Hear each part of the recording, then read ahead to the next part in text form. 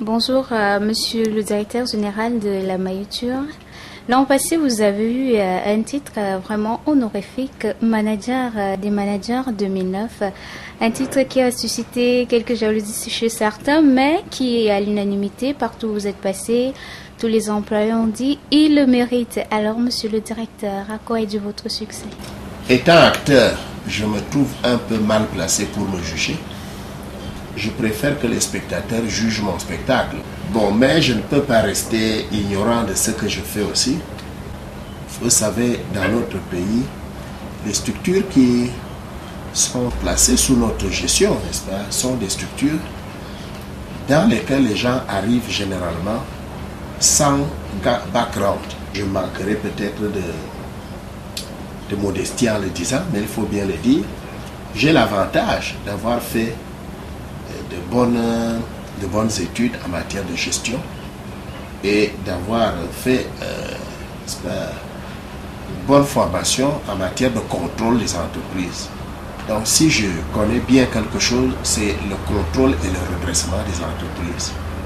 Parce que je suis diplômé de l'Institut international d'administration publique de Paris en matière de contrôle et de redressement des entreprises publiques.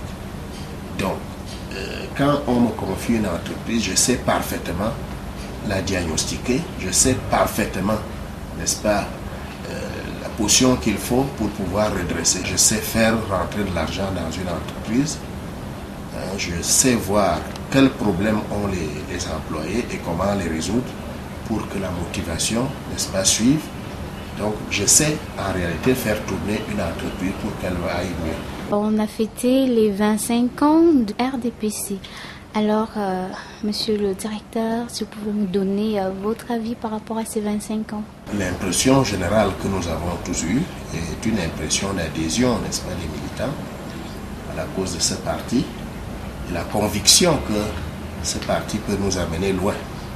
Parce que Biya a pris son pouvoir, il était quelqu'un de calme. Je crois donc que les 25 ans correspondent à 25 ans de difficultés, à 25 ans de dur labeur, à 25 ans de troubles et à 25 ans, n'est-ce pas, de paix. Si on pourrait le dire, on aurait pu voir ce navire naufragé depuis, mais le timonier tient bon et le navire avance. Et par rapport aux détracteurs du président, est-ce que vous avez un message à envoyer à ces gens-là? D'abord, je ne crois pas que ce soit une bonne chose pour ceux qui ne sont pas dans ce pays de juger ce pays qu'ils ne connaissent pas pour l'avoir quitté depuis vraiment des lustres.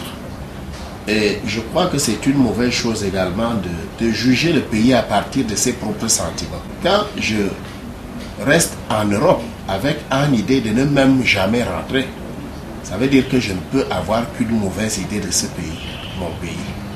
Alors, que les gens trouvent le Cameroun en mal aujourd'hui ne relève en réalité que d'un sentiment très mûr, n'est-ce pas, qu'ils gardent par devers eux sur leur pays.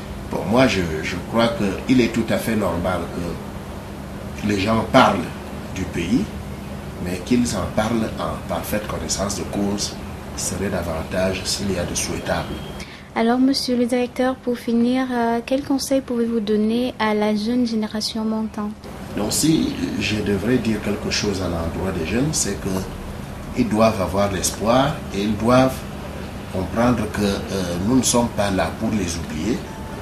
Bien sûr qu'ils peuvent avoir des problèmes, mais c'est des problèmes tout à fait passagers. Donc, je demande aux jeunes de garder espoir, je demande aux jeunes de se détourner de tout ce qui peut être négatif pour eux, et je demande aux jeunes de croire en l'avenir du pays, et je crois savoir que si le président de la République a mis, n'est-ce pas, un jour auquel nous devons penser aux jeunes, c'est parce que les jeunes lui tiennent à cœur. Les efforts seront vraiment faits pour que les jeunes retrouvent leur place au sein de ce pays. Merci, monsieur le directeur, et surtout bonne continuation avec la maïture. Merci beaucoup.